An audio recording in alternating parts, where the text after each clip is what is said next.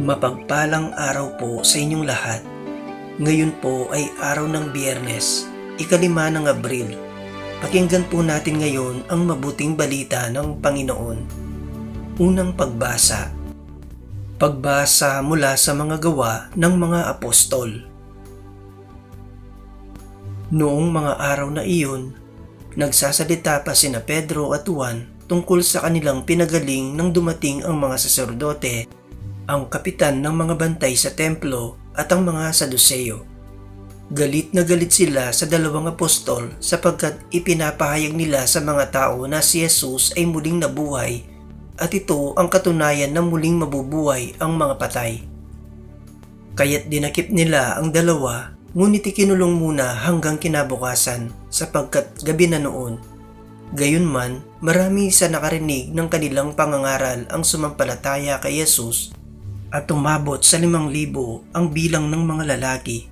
Kinabukasan, nagkatipon sa Jerusalem ang mga pinuno, ang matatanda ng bayan at ang mga eskriba.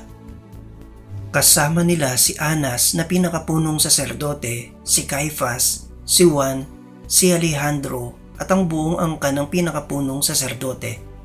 Pinarap nila ang mga apostol at tinanong, "Sa anong kapangyarihan o kaninong pangalan ninyo ginagawa ang bagay na ito?" Sumagot si Pedro, napuspos ng Espiritu Santo, "Mga pinuno at matatanda ng bayan, kung sinisiyasat ninyo kami ngayon tungkol sa kabutihang ginagawa namin sa lumpong ito at kung paano siya gumaling, talastasin ninyo lahat at ng buong Israel na ang taong ito ay nakatindig sa inyong harapan at lubusang gumaling dahil sa kapangyarihan ng pangalan ni Jesucristong taga Nazaret. Siya'y inyong ipinako sa krus, ngunit muling binuhay ng Diyos.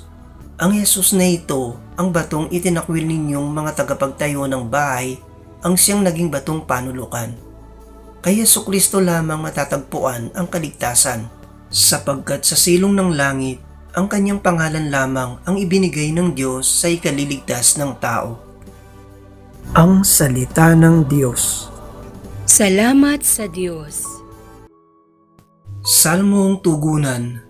Batong dating tinanggihay, siya pang naging saligan. O pasalamatan ng Panginoong Diyos, pagkat siya'y mabuti, ang kanyang pag-ibig ay napakatatag at mananatili. Ang taga-Israel, bayaang sabit kanilang hiyayag, ang pag-ibig ng Diyos ay hindi kukupas.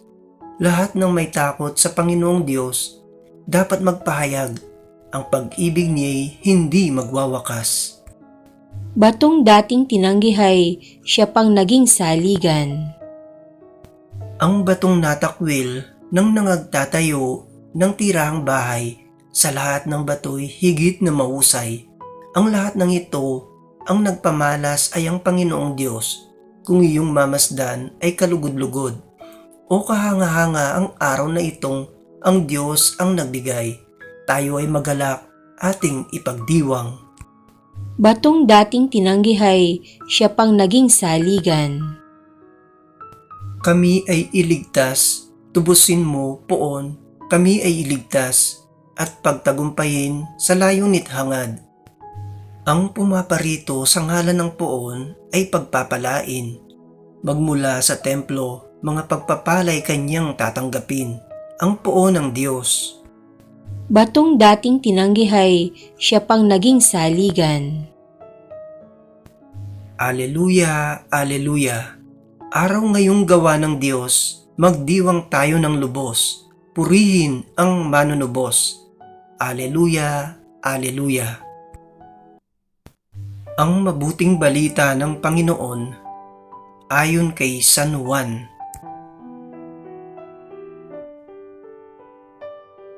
Noong panahong iyon, muling napakita si Jesus sa mga alagad sa tabi ng lawa ng Tiberias. Ganito ang pangyayari. Magkakasama sina Simon Pedro, Tomas na tinaguriang Kambal, Natanael na taga Cana, Galilea, ang mga anak ni Zebedeo at 2 alagad. Sinabi sa kanila ni Simon Pedro, "Mangingisda ako." "Sasama kami," wika nila. Umalis sila at lumulan sa bangka, subalit walang nahuli ng gabing iyon. Nang magbubukang liwayway na, tumayo si Jesus sa pampang, subalit hindi siya nakilala ng mga alagad. Sinabi niya, "Mga anak, mayroon ba kayong huli?" "Wala po," tugon nila. "Ihulog ninyo ang lambat sa gawing kanan ng bangka at makauuli kayo," sabi ni Jesus.